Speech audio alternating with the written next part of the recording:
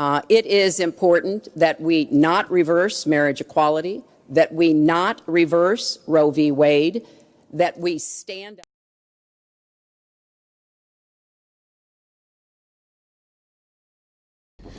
Yeah, I think candidate Trump made a major error, a major error.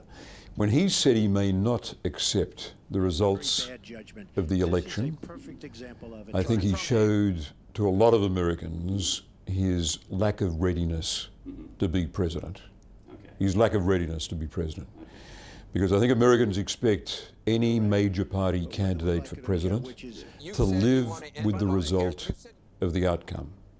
For a candidate to say, I may not accept the result of the election, is to treat the electorate not with respect, but with contempt.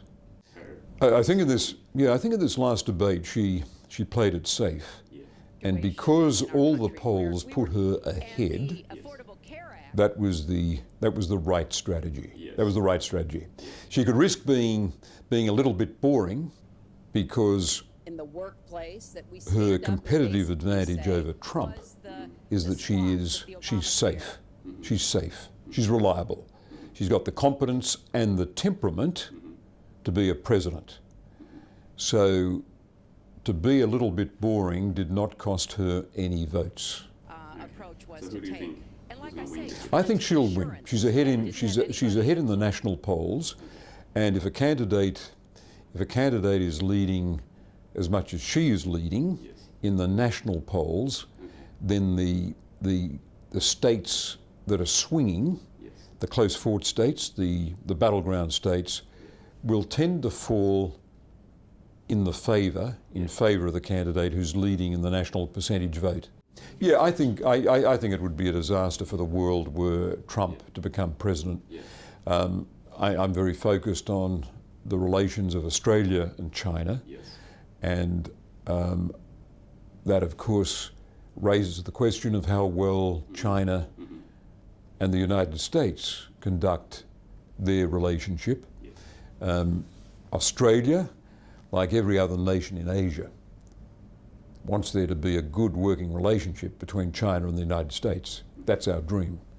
Conflict between China and the US is our nightmare. I don't think Donald Trump would have any support in Australia. Not in Australian politics. I know of no one who would support him. And they would see him as being very bad for the world. Very bad for the world. Actually, I just read this report this morning.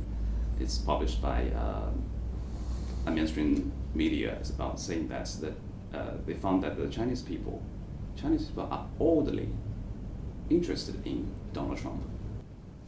Well, I think I don't know how the Chinese could see Trump as someone who could be a president. I don't think he's got the knowledge or the temperament to be a president. Based on, because Australia and the US are long-term allies, and based on the relation between the both countries, which candidates would Australia as a country root for anyway?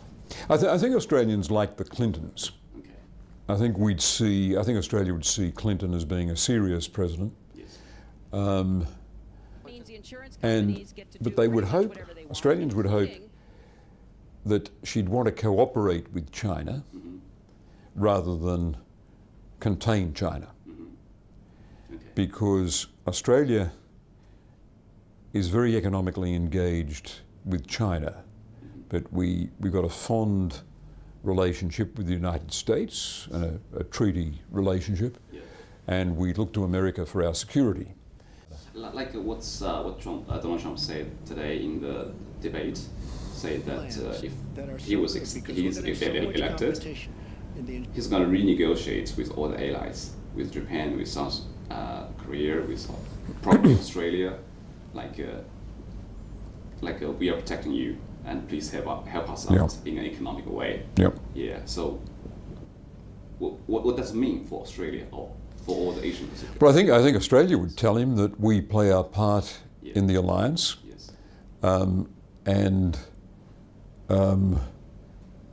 we're very committed to the alliance. We'd be warning him very seriously not to remove the security commitment to Japan and South Korea. Because if that security commitment is removed, then both those countries would be drawn towards nuclear weapons. And China doesn't want that. We don't want it. Nobody wants. We don't want it.